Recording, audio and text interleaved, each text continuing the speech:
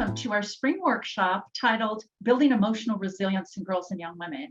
I'm Dr. Susan Madsen, Founding Director of the Utah Women in Leadership Project, and also the Karen Hayde Huntsman Endowed Professor of Leadership in the John M. Huntsman School of Business at Utah State University, and I'm the host of the workshop today.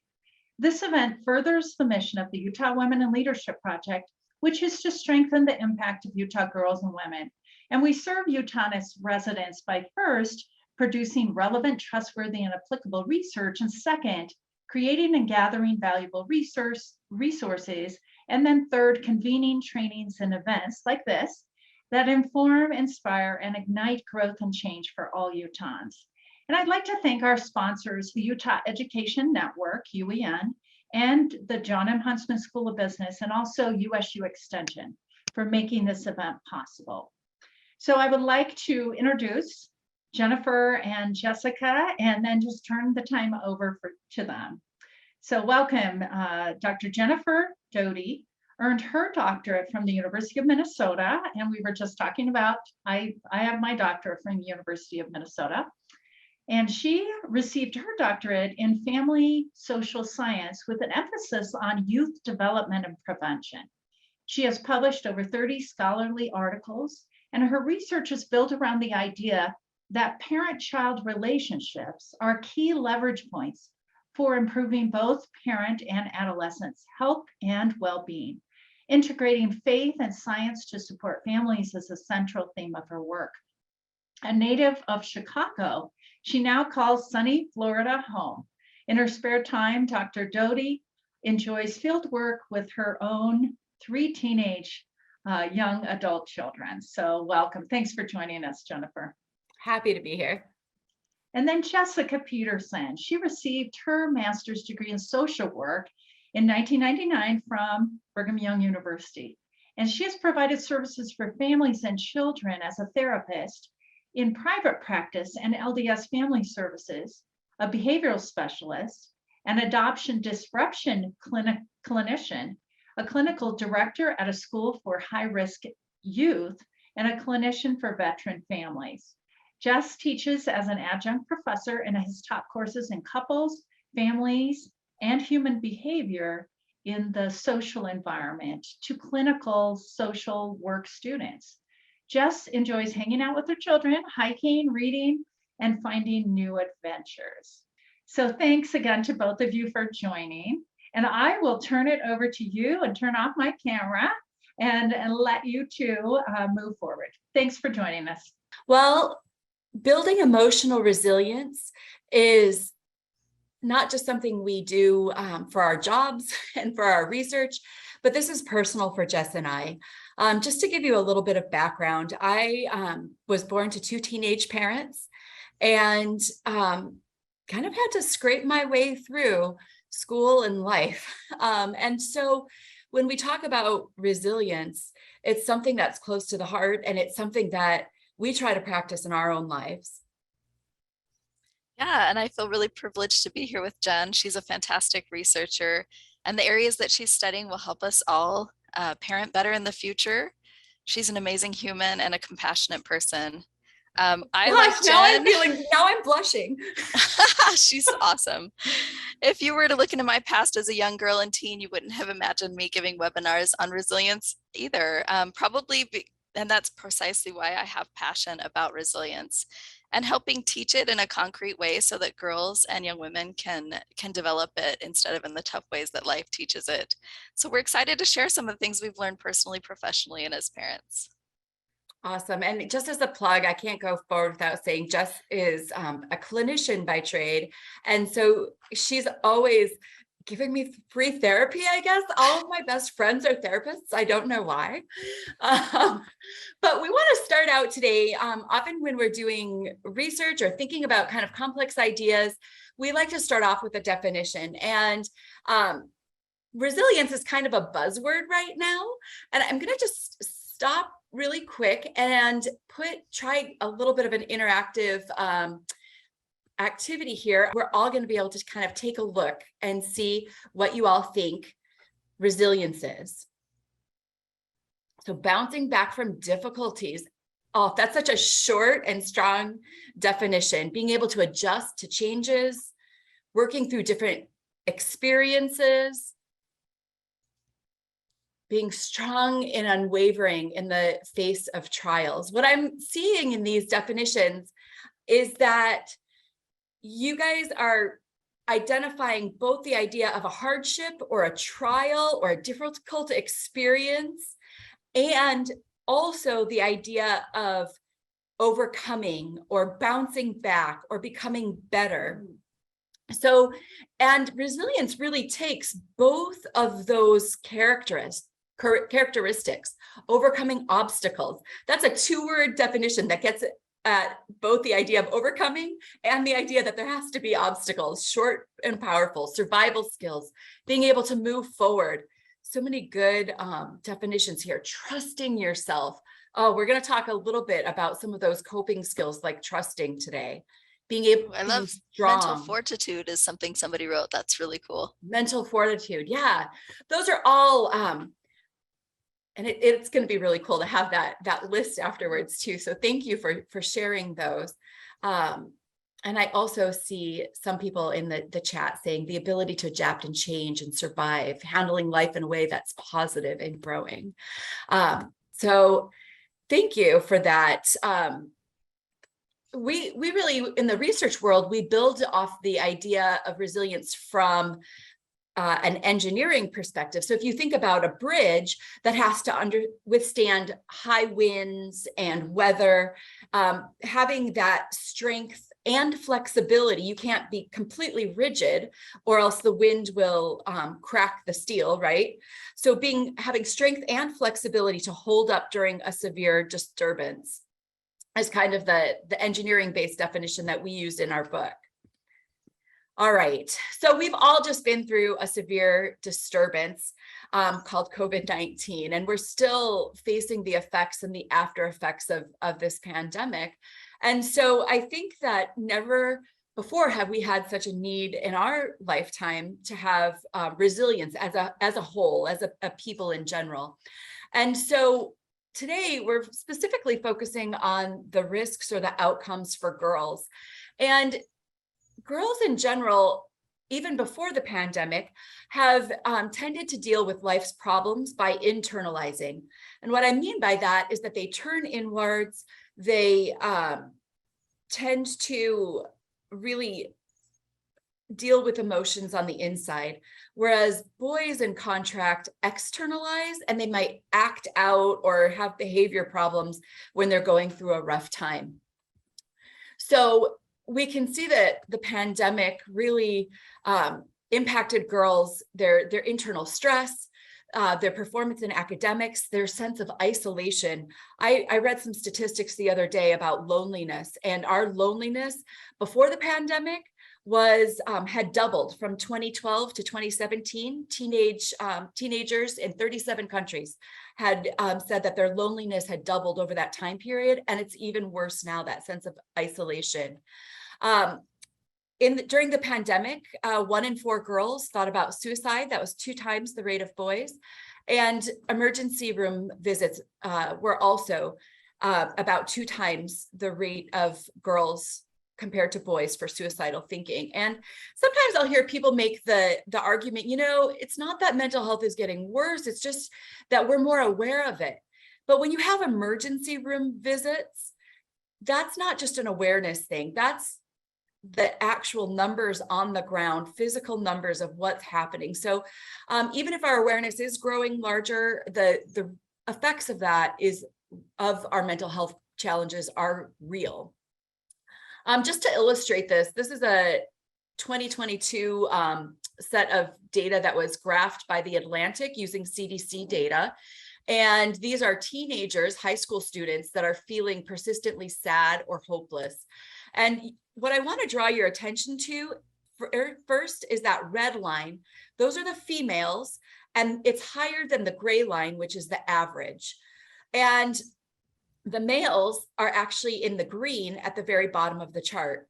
So in terms of persistent sadness and hopelessness, girls are really leading the pack. And for those who are also identifying as LGBTQ, if you're female and LGBTQ, then you would be even higher than kind of the highest risk of the entire group. Yeah, Right. and even before the pandemic, we talked about how that girls were struggling before it. And one of the things that Stephen Hinshaw and Rachel Krantz have reported is the triple bind that girls face today. So they need to act sweet and nice. They need to be a star athlete, get straight A's, seem sexy and hot, even if you're not. And so those are impossible expectations to keep. There's no balance in those ways of thinking, and the pressure that young women are under is so high. So these are crisis symbols in the Chinese language, and JFK had said that crisis means, the crisis symbol in Chinese means danger and opportunity. But another definition is change point. And I love that thought, that as we have crises that come up in our lives, that we have an opportunity to change, that it's a change point. So we can both do that better. We can face crisis better individually as those who are listening, and we can teach it better to girls and young women. So the 4 things that are strategies for building girls' resilience that we're going to go over today are, the first is finding balance. The second is self-compassion. The third is engaging purposely. And the fourth is authentic connection. All right, so I'm going to start with finding balance. And I know that there are probably some parents on the call, but there's also a lot of people who are working with girls in another capacity. So maybe leaders or coaches or teachers or professionals in some way. And so one of the things that is a theme in the work that Jess and I do is really thinking about what we're doing as leaders or professionals that work with young people. And what we find, and it's pretty clear for anybody who's worked with teenagers, that they have like a hypocrisy meter that is really sensitive. And if we're not practicing what we preach, if we're not living and finding balance ourselves, they're going to learn more from what they see than what they do. And so one of the things we want to invite you to think about as we go through these 4 strategies for strengthening young women and girls is, how are you practicing these principles and these strategies in your own life? How are we finding balance and taking time to sharpen the saw, renew, do all of those things? So for girls in particular, there are some barriers for finding balance. And one is our current environment and how our brain reacts to it. So I'd like to invite you all, and I can't see you, so I'm going to trust that you're doing this, but I'm going to have you put your hand on the back of your head. And if you put it at the nape of your neck, right where your head meets your neck, about an inch or 2 in is the amygdala. And the amygdala is a little almond-shaped structure at the base of your brain that is part of the fear center. And it's got a couple buddies in there. There's some, hippocampus and some memory centers, but that amygdala has a job, and its job is to scan for danger. And a couple thousand years ago, this was really adaptive for the human species, right? You were out hunting or gathering, and you saw a lion, tiger, or bear, the amygdala would react and you would run for cover and you would be safe and you'd live another day to pass on your genes.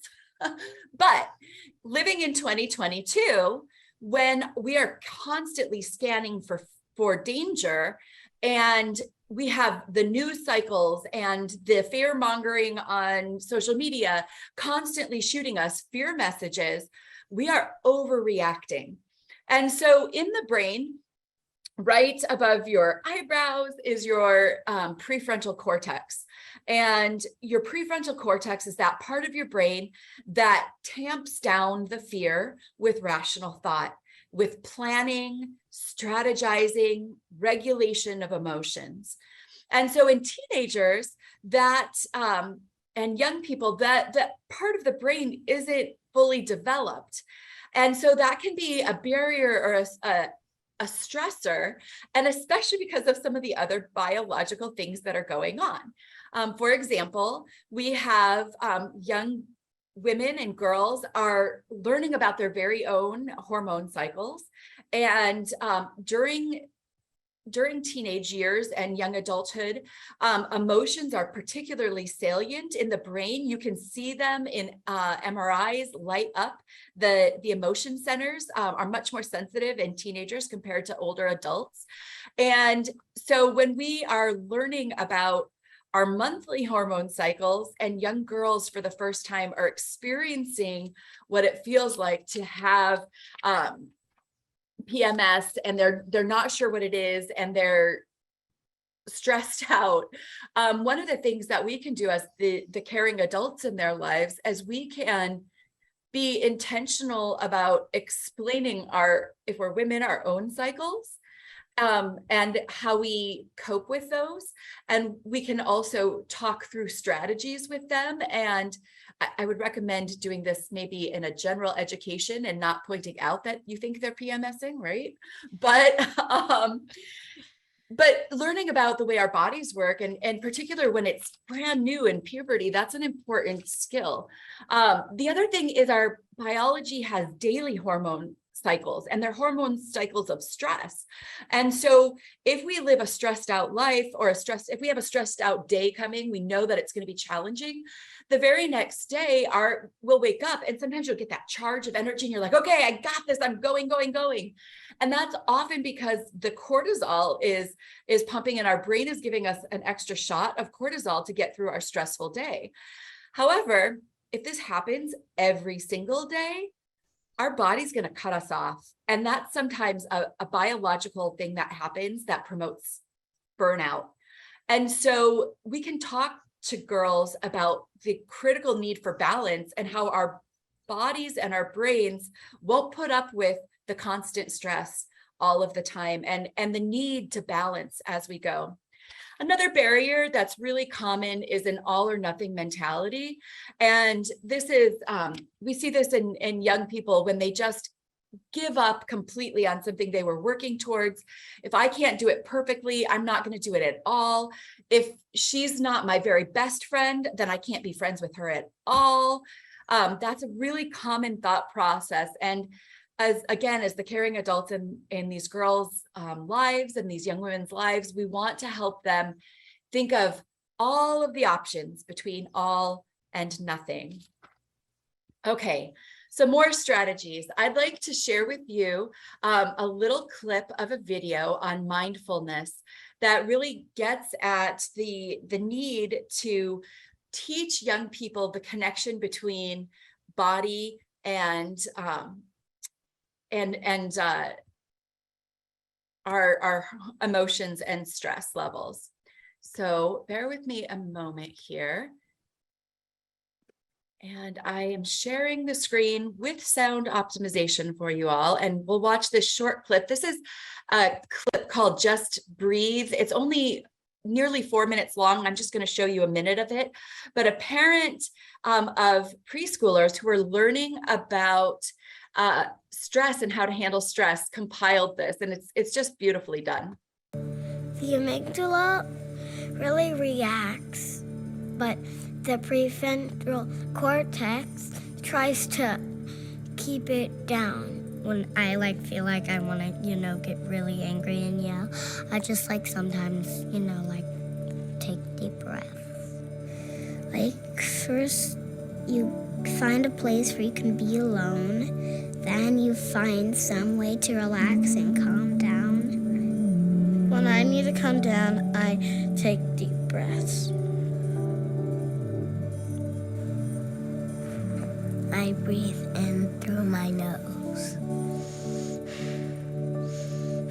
Sometimes I close my eyes or just take deep breaths. It's calming down, it's not moving.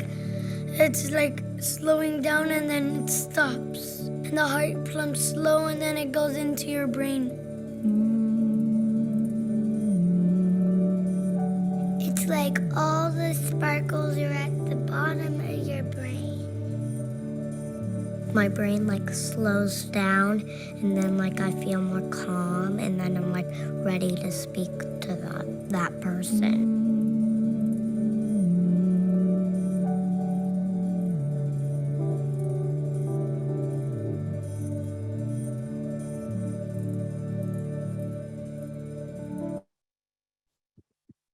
hope that as we watched that, you could feel some relaxation yourself. It's one of the things that our brain does that's really amazing is we've got these mirror neurons and we mirror what we see in other people. And so as we see somebody else take a deep breath, we also take a deep breath.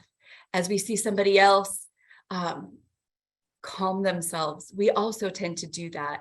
And so one of the ways we can help girls and young women is by practicing some of those strategies of mindfulness ourselves. I actually have a student right now who's doing a project on mindfulness for her dissertation, and she's done a review of the literature of young adults who are using mindfulness apps to calm down. And she just had her preliminary results in the last few days, and it showed that these practicing mindfulness through apps compared to control group, those who did that were less likely to feel depression.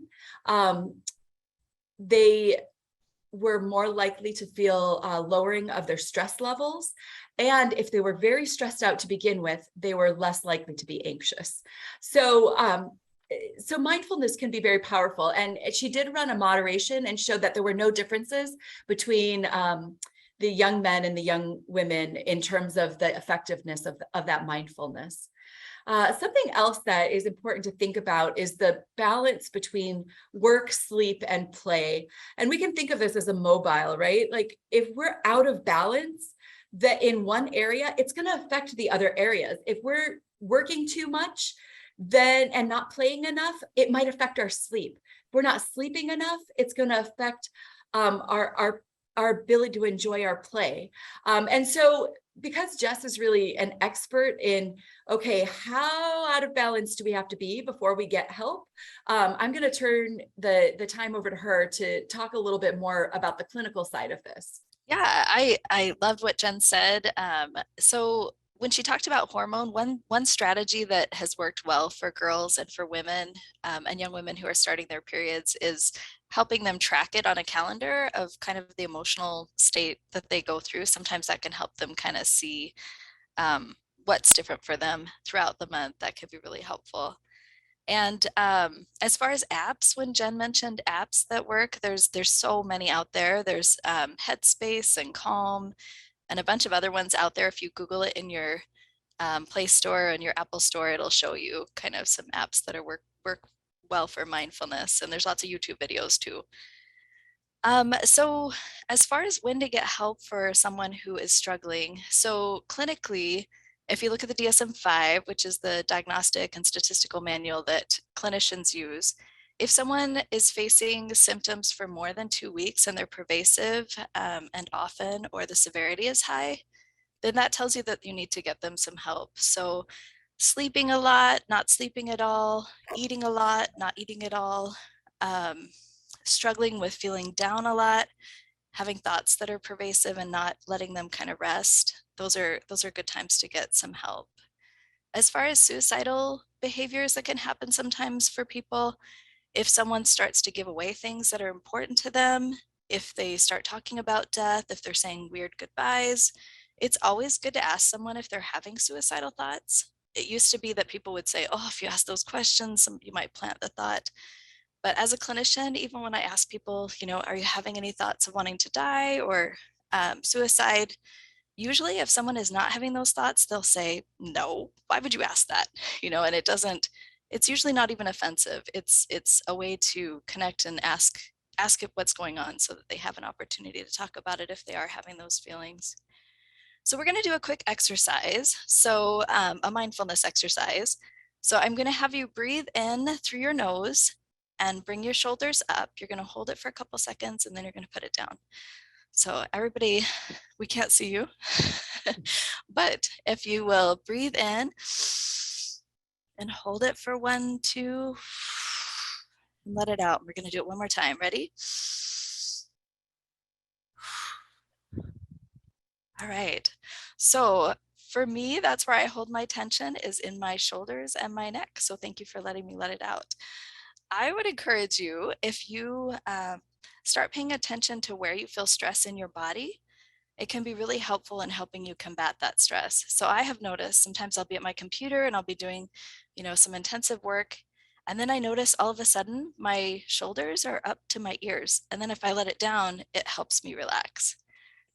So tuning into your body, and we can do that for girls and young women as well.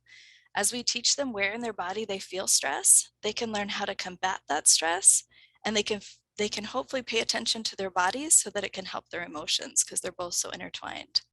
So when my daughter was a little girl, she was a super concrete thinker, and her brother was super imaginative. And one day they were playing Buzz Lightyear and Woody. And apparently she was Buzz Lightyear, and she was running around and she's flapping her wings and she said, "I'm Buzz Lightyear, I'm Buzz Lightyear." And she looked at her wrist and she's like, "I need to talk to command." And she said, "Uh-oh, I don't have buttons." And she paused and she thought for a second, and then she was like, "I'm Buzz Lightyear, I'm Buzz Lightyear." So she didn't have the tools she needed. And some of our girls and young women don't have the tools that they need, but she was able to move forward. And we find in young girls that they move forward sometimes a little bit quicker and easier than as girls age. And part of that is they are told by society and by their peers that maybe they should have the tools that they need. They should have the fancy clothes, or they should have things that they don't have, and that can make them feel awful. All right, so some barriers to self-compassion in themselves are body image, comparisons with other people, and toxic perfectionism. And that kind of goes back to that triple bind that we talked about earlier, that amount of pressure of feeling like you need to be good at everything. And it's interesting that body image in early adolescence has gone down for girls in the last couple of years, but not for boys. So as far as strategies and things that we can do, as we have empathy for others and for ourselves, that can help us with self-compassion. So a few years ago, I was helping out at an activity, and I was doing a presentation on Black and white thinking and cognitive skills. And during that activity, we identified as youth, like, what are some things that can bring you down? And somebody said, "Oh, bad grades on tests really bring me down."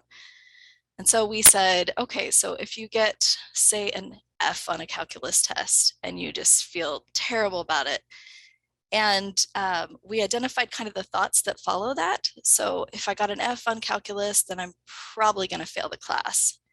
And if I'm going to fail the class, I'm probably going to fail high school. And if I fail high school, I'm never going to college. And then I'm going to live in my parents' basement. But because I'm a failure, my parents are going to kick me out, and then I'm homeless, And it's interesting how sometimes that fatalistic thinking or black and white thinking can lead you from a D in calculus to homelessness in just a few seconds in your brain sometimes.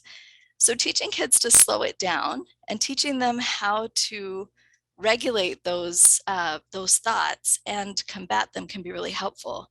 One of the things adults do sometimes when they're trying to help kids with black and white thinking is they'll say, "Well, you just got that F on calculus, but I just know you're going to be a doctor." And sometimes when kids are struggling and they hear you're going to be a doctor and you just got an F, they can't believe you because there's no evidence behind that. The evidence that their brain is telling them is, there's no way you're going to do anything but be homeless. And so it's better if we ground our praise and our feedback in reality and in positivism. So saying like, "Gosh, you got that F. I'm sorry that happened to you. That's so hard. But remember last week when you got that C or that B? I just really see your potential. Like, I see that today is hard, but I also see your potential." And that can be really helpful. And if you have a girl or a youth that you're working with who is really struggling in academics, getting them help and encouraging them to dream big, encouraging them to think good goals for the future can be really helpful. Yeah, great way to combat that perfectionism too. Love that. Yeah, for sure. Another thing that's really helpful, I really love, there's a book called The Book of Joy from the Dalai Lama and Desmond Tutu. And one of the things they talk about is that we have more compassion for ourselves and more compassion for others when we imagine good in the people around us. So modeling that for girls and young women can be really helpful. And so one of the examples I think they give is, someone cuts you off in traffic. If you immediately go to that turkey, I can't believe they need to learn how to drive, then it lowers your compassion for yourself. And so if you can instead think, oh, they must be really in a hurry, I hope everything's okay, that kind of thing, that can help with your compassion. And as we teach that to girls and young women, they can have more compassion for each other. And that can be really helpful. And Jen is actually really an expert in this area of how social media can influence some of that self-compassion. Yeah, so what we're finding in the research is that social media isn't all bad. There's a lot of positive things with social media, but what happens is that at certain points in young people's lives, it's more toxic than other times. And one of those times is right when early adolescent girls are going through puberty for the first time, entering into middle school. They're comparing themselves with everybody, and they're comparing with people online. And those are pictures that have been airbrushed, and those are pictures that have been, shot in perfect poses. And we have seen that the girls at this age are suffering from more anxiety and depression, and that body image has gone down. And so how do we combat that? What do we do to help them not compare themselves so much, or not focus so much on body image?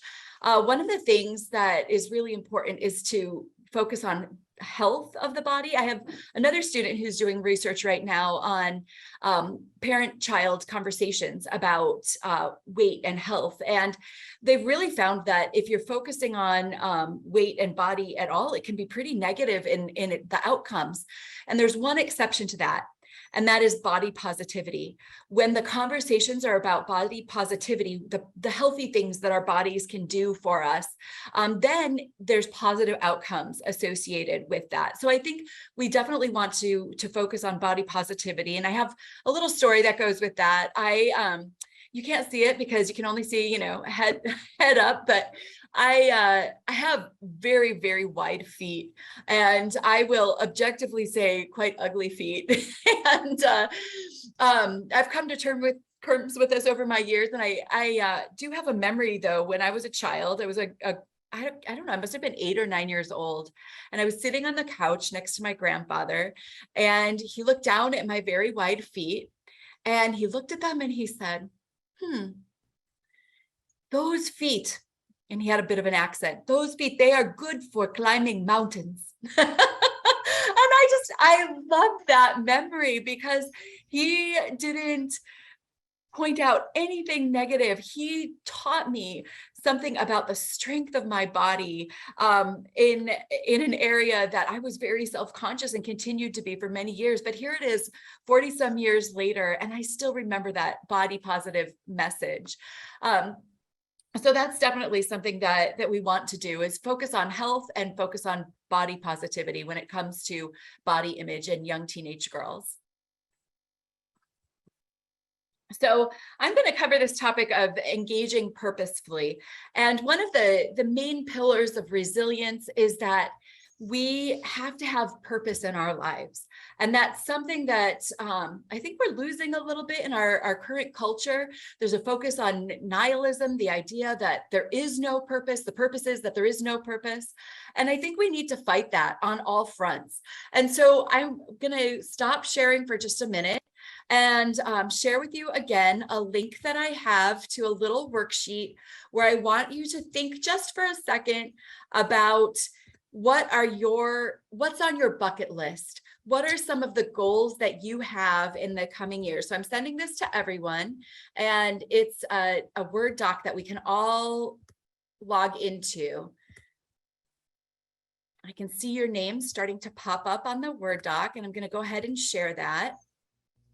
And so, unlike before, where we were all coming up with the same definition, I expect that we'll have a lot of different items on this bucket list. So travel the world. I definitely want to travel too. I want to go to La Villa San Juan in Spain, get my master's in environmental science, start a homestead, get my master's degree, publish books, hike Machu Picchu.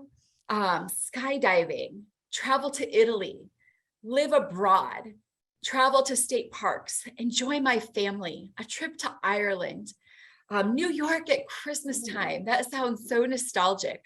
Empowering women and girls at Utah State. Yes, I am on board with that mission of empowering women. Pedal Wombat, I love that. Make enough money to get all 3 kids through college.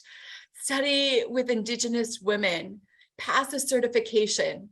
Do you all get the sense that we have a lot to live for? This is one of the things that actually it goes into suicide plans, is helping people think about what they have to live with. It also goes with motivational interviewing that Jess will talk about in just a minute. But we want to make sure that we are engaging with purpose, and that we are reminding the girls and the young women around us that we have a lot to live for, a lot that we have to accomplish and want to accomplish. Some of the barriers to living with purpose are for young girls who are in adolescence, and adolescence now really biologically and socially lasts longer than it ever has before. It can start on average at 10, as early as 6 or 8 for a lot of girls. And we're unclear for why it's getting earlier and earlier. There's some theories we won't go into today. And socially, it lasts all the way through early 20s up to 25 to 27. And these are years where young people are identity seeking. And so if you're working with a young woman or a girl who's identity seeking during these years, please be patient with them, because you will be wanting them to engage with purpose, and they may be changing their purpose every 5 minutes. And so that is totally normal. And I think that we need to have the perspective that over time we will see a pattern of their interests. Another barrier, particularly for women and for girls, is social contagion. Our strength as women is the way that we emotionally connect. That can also have a downside when it comes to things that we are emotionally connecting on that are not healthy. So examples of this would be eating disorders. It's been shown that when girls go on websites or join a group of other girls who have disordered eating, that they take that on, they empathize, they connect emotionally to what they're seeing, and unfortunately pick up some really unhealthy patterns. That's been shown with self-harm. That's even been shown on TikTok recently with Tourette's syndrome, where girls who do not have Tourette's are picking up patterns of behavior and neurologically getting wired for things that they're seeing online. And that doesn't have a lot of research behind it. That's more anecdotal, but this idea of social contagion is definitely very real. And it's something that we need to be aware of when we're working with young girls and young women. Another barrier is, again, the fatalism about the future that is in our current society, this idea that there is no point, that I actually had a teenager ask me the other day, did you worry about the future of our world when you were my age? And I thought about it, and I didn't. We felt pretty secure that the earth would be here when we were young, and they don't. And one of the things that as caring adults in their lives, we need to fight the bias of our brains towards negativity and show positive counterpoints to the fatalism that we're seeing around us, whether that's about the environment and showing that we can do something about the environment, and that that the scare tactics are not meant to scare us about the future, but rather move to action, and that we want to be a part of that action.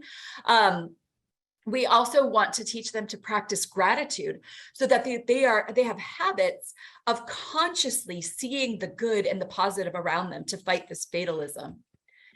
Other strategies, we know again that teenagers and young adults are more lonely than they have been in the past, and we want to invite them to volunteer, to find ways to connect to the community, to connect to the larger world, see that they're a part of something larger than themselves.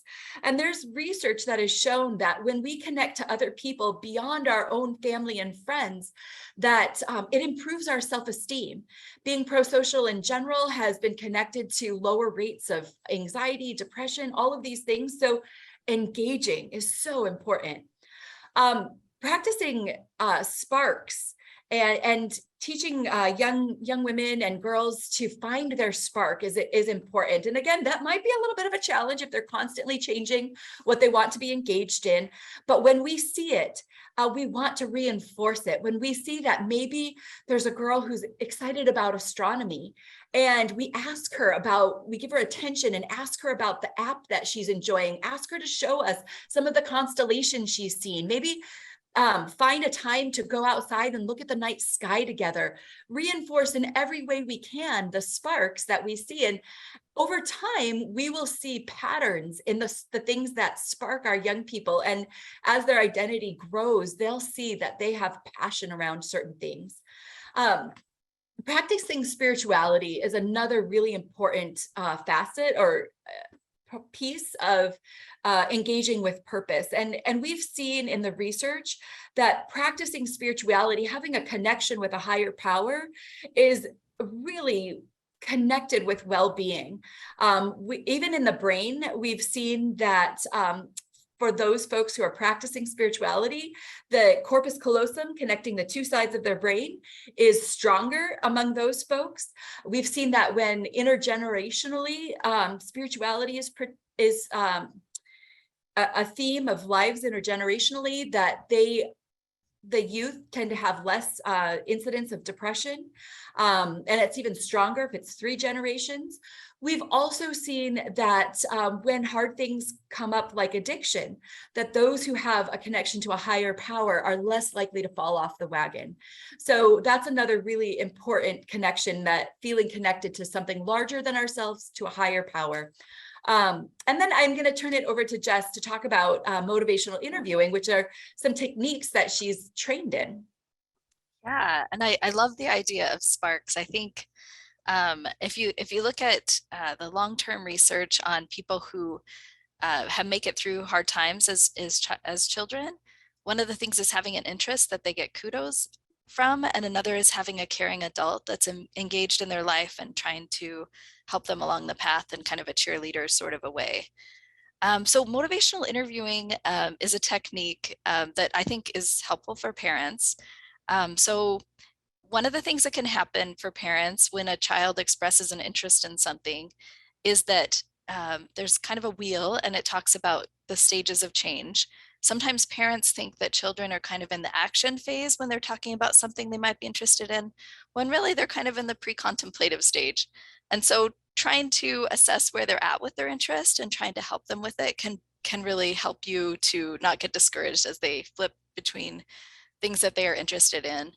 But the technique that's most helpful from motivational interviewing, sorry, there goes my words, is to ask them what are the steps that would take you to get to that goal. So if they say, gosh, I think I want to go to college, then a way to kind of move them along the path towards action is to say, what would the steps be to do that? And have them come up with some answers of things that they could do that would move them towards the goals that are kind of in their head, that they're kind of contemplating. If they say they love astronomy, like Jen's example, what would be some things that would help you to educate about that? And having them come up with the answers is good ways to kind of move them toward the path of achieving good goals. And again, like I said before, if they're struggling with kind of creating those goals, or they're struggling with education or other things, getting them some help, because everyone can do many good things in this life. The next area we're going to talk about is connecting authentically. So the thing we're going to do, and we're going to do a quick activity for just a minute here. I want you to pull out a cell phone. Perhaps you're already on a cell phone listening to this presentation, or an email address or something like that of someone that you want to send some words of encouragement to. We got this from a recent training we were just at. and just love it. So I'm going to give you 1 minute, and I want you just to send an encouraging text to a woman or a young woman or a girl in your life. All right, our minute is up. So I hope that that kind of sparks some good things in you to connect with other people in that way. So I have found when I'm sitting in a doctor's office waiting room or I'm in a long line that I'll look through my contacts and I'll think, how can I connect to the people that I care about? Or is there someone I haven't reached out to for a while that I can send an encouraging text to? And always it comes back to me. Like I get a text back that makes my heart feel warm. I see that person think, oh, wow, I didn't know you thought of me that way, or I appreciate that. And I feel like we can model that for girls and young women. Like, how do we support each other? How can we support each other in ways that are constant? And so I'd encourage you to use that technique at other times. So what are some barriers to connection? So mean girl stuff is a barrier to connection. I'm sure you've heard of that in the literature and heard of that from people before, that sometimes girls can be really hard on each other. And they find in the research that the more homogenous a society is, the more discrimination and racial bullying that happens. And so helping your kids reach out to other children who may be different than them is a good way to combat the mean girl thing and combat bullying. And so one way we can do that as adults is looking at our own social media activity. Are we connected to people who are different than us? Are we only around people who are the same as us? And if we are, intentionally making ourselves available to other people, getting to know other people on a personal level, that can help us and help young girls. So Jen is actually an expert in this area of social media, like I said before, so I'm going to hand the time to her for a few minutes. Yeah, so one of the things that we see on social media, and some of this comes from interviews we did last summer, is that there's a lot of, in addition to aggression or bullying online, there's also a lot of over-sexualization. And this is, I mean, it's really everywhere. It's not just social media, it's in our advertising, it's how people are making money nowadays.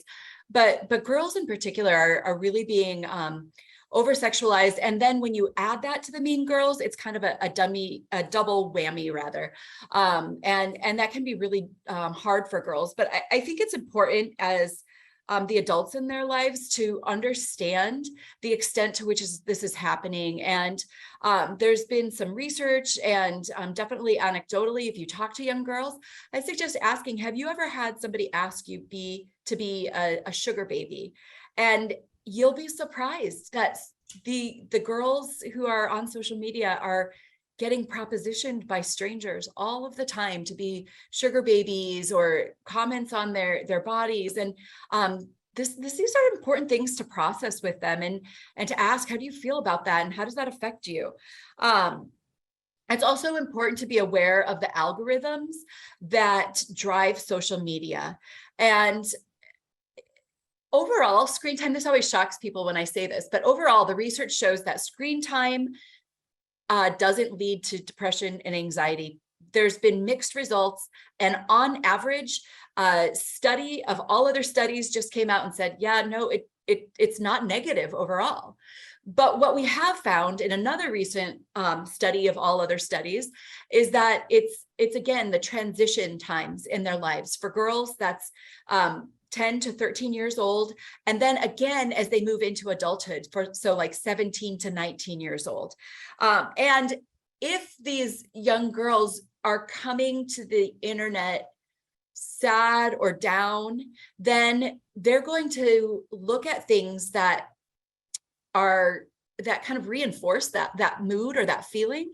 And then the algorithms will feed them more of what they're looking for.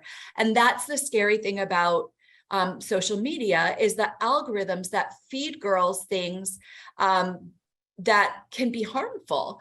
So if they're looking up things on social media or smoking, they'll often get fed more of that. And I've seen that in some of the literature that I've been reviewing, the very cutting edge stuff that's just getting published. So one of the things that we need to teach young young girls and young women is to be very intentional about when they go on social media and what they do on social media so that they don't go down harmful rabbit holes. Another thing that we need to teach is perspective taking. And when they do see the mean girl stuff online or cyberbullying,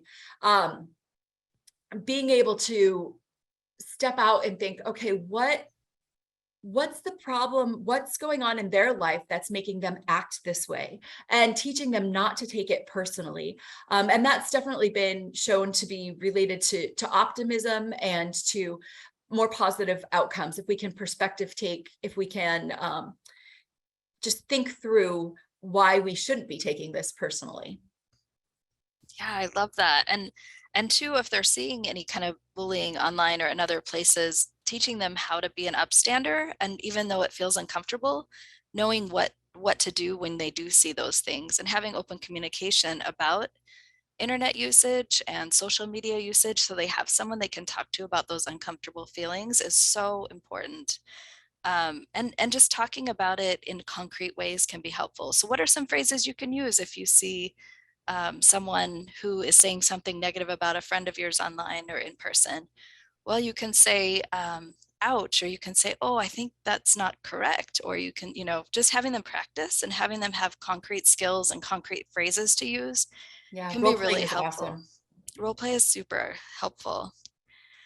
So, and along with that, just teaching communication on purpose. So it's important that we teach girls and young women how to express themselves, how to use boundaries, how to use I statements when they're using communication, so that as they develop relationships in the future, they can do that in a way that is positive for them and healthy. So, and then also kind of paying attention to intention when people are speaking versus being really hard on the people around you when they make mistakes. Helping them understand how to use grace in their lives can be really helpful. And I think another thing that is helpful is helping them understand their place in a community through service, like Jen talked about earlier. As we serve in our communities and as we do that alongside them, they can learn that the world is bigger than what they see in their little home and in their little school that they're in. So yeah, and then another thing that I feel like is helpful for girls and young women is helping them learn not to put all their eggs in one basket, especially in that middle school years that we talked about earlier. For girls, there are so many things that change for girls during that time, and sometimes friendship is one of them. So helping them kind of connect to a wide variety of people can be really helpful. So we want to leave a little bit of time for questions. And so I just want to say anyone who's listening to a presentation on how to help girls and women is clearly someone who wants to make a difference. And I think if you even just choose one thing that you think you can do a little bit better as we talked and implement, it can make a difference. And so what you're doing is important, and we're glad you're with us today. Thank you so much for being with us. We did want to just invite you to listen to our podcast, Hang in There with Jen and Jess. We've kind of wanted to continue the conversation that we had as we wrote this book, Parenting Teens in Stressful Times, together. We found it very therapeutic to be talking with each other during the process of raising our own teens. And we wanted to extend that through our podcast. So we'd love to have you join us or follow us on Instagram. You can also sign up for our newsletter, jenjess.com, and we can send you some of these links. So I'll put that in the chat in just a minute. And you can see that I was holding up the book. I had forgotten to say something at the beginning. And I just got mine in the mail actually yesterday, so I haven't read it yet, but I'm sure it's going to be fabulous. So I look forward to reading it. And I don't have young girls or young women in my home, but I have a granddaughter, and I talk to young women, so it's not just for parents. I think educators or teachers or neighbors, Absolutely. the material as well. So yes, lots of questions coming in. One thing before I give you this is a question, but you mentioned earlier about positivity in terms of your body. And I have read a lot on body image and the research on that. And I just want to make sure, I want to make sure that what you said is pretty clear, because saying positive things about your body, you said what your body can do, not Mhm. just saying you look beautiful, Not focusing. just the looks, but what your body can do. Absolutely. So not like, oh, you have a new haircut, or oh, you've lost some weight. You look so cute. So just really focusing on like the strength of our bodies and what our bodies can do, rather than like, like being able to climb a mountain with these feet of mine. I love that example, by the way. That was awesome. So I just wanted to clarify to make sure people understood that, because that's linked with the research that I've been reading. I really want to, just for a minute, to address anything in the research that might be different or accentuated for women of girls and young women of color. So anything come out in terms of that? We have in Utah about 22% of our population are people of color, whether we have Native Americans, Asian, Black, Hispanic, the various kinds of races and ethnicities in the state of Utah. So would love to hear any of your thoughts around that. Yeah, so we know, I've been watching the research coming out of the pandemic pretty carefully. And because the pandemic really impacted families of color more than the rest of us in terms of the number of lives lost and the number of people who are in the hospital, we have been seeing kind of the mental health impacts of that experience among especially Black young people. We also know at the same time that that was laid on top of all of the social unrest and Black Lives Matter, and it's taken a mental health toll on Black young people, also Latino youth, and so that's something that the National Mental, I was actually in a week-long training last week. The National Mental Health Institute is really taking a look at carefully right now, and researching ways to find strength-based solutions to that. So yeah, there has been, unfortunately, some rises for young people of color in mental health problems. So do these things that you're talking about relate to girls that are even younger, like 5, 6, 7, 8? Are all these practices things that we can do from young all the way up through young adulthood? Or Absolutely. I think one of the things that we sometimes fail to do as adults that are influencing younger girls is doing the concrete teaching of communication, of body positivity, of goal setting, and ways to reach goals. I think all that is important from a very young age. Yeah, and the time where the brain grows the most is actually the very first years, from the time they're born through those preschool years. So patterns are set for life during those years. And so I am a prevention scientist, so I'm always working on ways to prevent problems down the road. And so if these are problems that teenagers and young adults are having, then we want to be working on all of these issues from the time, honestly, that they're born. Or Right, even beforehand. totally. If you can start teaching a 5 or 6-year-old where they feel tension in their body, and then they get to their teenage years where they have more tension in their body, and they've learned how to cope with it, and they know where they feel stressed, then they address it sooner. So those habits are so important when they're young. I have a 3-year-old granddaughter who I'm working really hard not to say how cute she is and all of that stuff, because I don't want her focusing on her looks. But I'm also, I gave her a mitt, and we're talking about her body, and she's really great in that way. She's very athletic, but I'm thinking about it all the time, about how to help her be resilient, because you see patterns at 3. You have ways that you think and so forth. So I agree totally. Thank you. Another question. There was a question from a single father who's in here. What if you're a single father? And I think that question came early on when you were talking about menstrual cycles. yeah, So any comments for fathers? I love that he's listening and thinking about that. So I was raised by a single mom from in my high school years, and I would say finding mentors of the opposite sex was helpful. There was some gentlemen around us that were father figures and had some of those kind of fatherly influences, and I think the same can be said for a single father.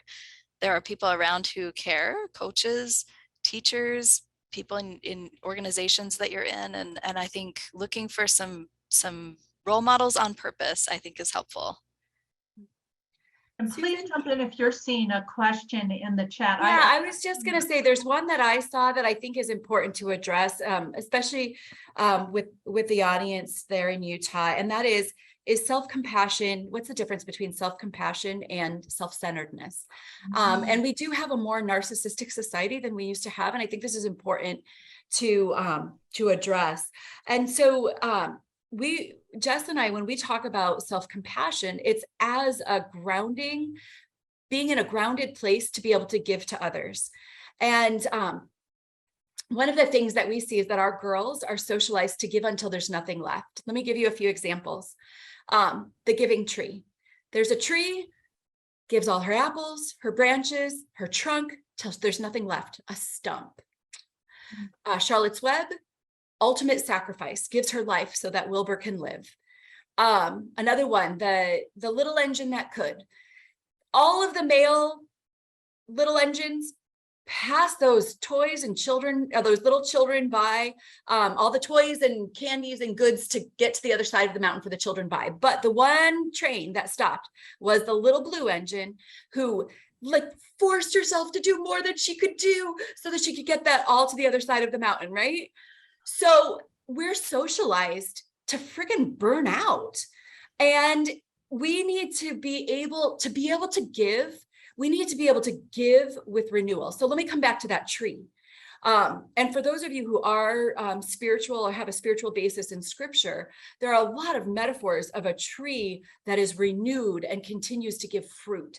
And that's what we're aiming for. So whatever your religious or spiritual tradition, we want to be in a place where we have enough self-compassion and boundaries for ourselves that we take time for renewal so that we can continue to bear fruit.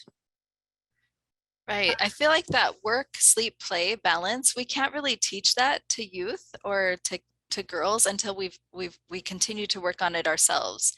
And so if we're not observant in the way we are depleted or filling that cup, then we will teach them not to fill their cup too. And we don't want that, for sure. There was a comment over here that really was, when you're with depression and things that signs in your own daughters or people around you that are really worrisome, but you're told by others, oh, that's normal, that's this, you know, that's maybe not, or that's maybe just normal. What can you do if you're really concerned? What would you advise? Read your book, of course.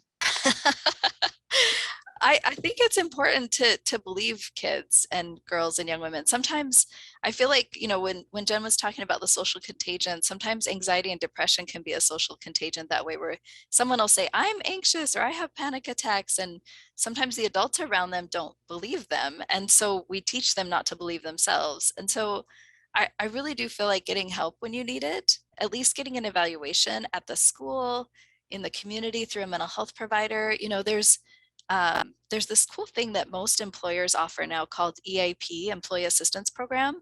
And it's like 5 or 6 sessions. You don't even have a copay, and you can just go and see someone. They don't even give you a diagnosis. So nothing sticks. It's not, not a thing, but you can take kids in and at least get some skills for them. So maybe they don't have full-on anxiety or depression, but everyone can use skills. Like that's something that anyone can do. Do you have any specific resources that you on the top of your head, or we can give this later, on resilience, helping? I'm sure you address some of that in your book, but helping kids have that resilience. Any good resources there? Yeah, there's a series, it's local, but I can share it with you all later. But there's a series that is being run by myself and Dr. Joy Gabrielli here at the University of Florida called Wellness Wednesdays. And I know a lot of local school districts are trying to do something like this, but she trains other therapists at the University of Florida, and she's the specialist in adolescence. And so I really have appreciated all of those each week or every month, there's a new topic. One was on anxiety, one was on emotional self-regulation, another was on bullying, aggression. And so I will share that series with you all. Great. And there was a question in the chat that is this book focused specifically for Latter-day Saint audiences, or is it good for other folks, or is there another resource for people that are of other faith traditions? Yeah, we started writing and had a hard time taking our faith out of it. So we did weave in faith, but we have people who are not LDS have read it and said it's very helpful. All the same, we really try to stay, the focus of the book is parenting, not religion. We just happen to be faith-based folks writing it. So there are other good books on resilience as well, some that we can share after this that we can put out there. I'm going to have to think on that and get some names. Names don't come to me quickly. I was just going to say, I think, back to your question, I think one of the ways we can help girls and teens kind of work on resilience is working on it ourselves first. I think when you start to find what makes you resilient and what brings you joy and what fills your soul, I think that's when you can effectively teach it. So I think if you start with yourself and you work on yourself that way, I think, one thing I always say is some of us were nurtured better than others. We had not perfect, no one had perfect parenting, but some of us had parents who nurtured us a lot and a community that nurtured us a lot, and some of us didn't. So those of us that didn't have that kind of experience, learning how to nurture yourself, learning what fills you up and what brings you peace is important. You need that self-discovery. Thank you. I so much appreciate your time and your expertise. I wanted to mention a few things that might be useful. But Jessica, I really appreciated what you just said on we have to work with ourselves on some of these things. We do in the next couple of months have a course for women specifically on imposter syndrome. And so that's coming out. And we just had a team of wonderful women actually from USU Extension. There's about 5 or 6 of them, so I won't mention names, but and we put it on our website, did a set of curriculum for building confidence in girls based on research. And so we can send that link as well. We have other curriculum coming out, but just wanted to mention that those are there, and they could be appropriate for 16, 17, 18-year-olds as well, but they're really designed for adults. I also want to thank our sponsors one last time, the Utah Education Network and the John M. Huntsman School of Business, and also USU Extension for making this event possible. Thanks again, Jen and Jessica, for your time, and thanks to all of you for joining us today. Have a wonderful rest of your day.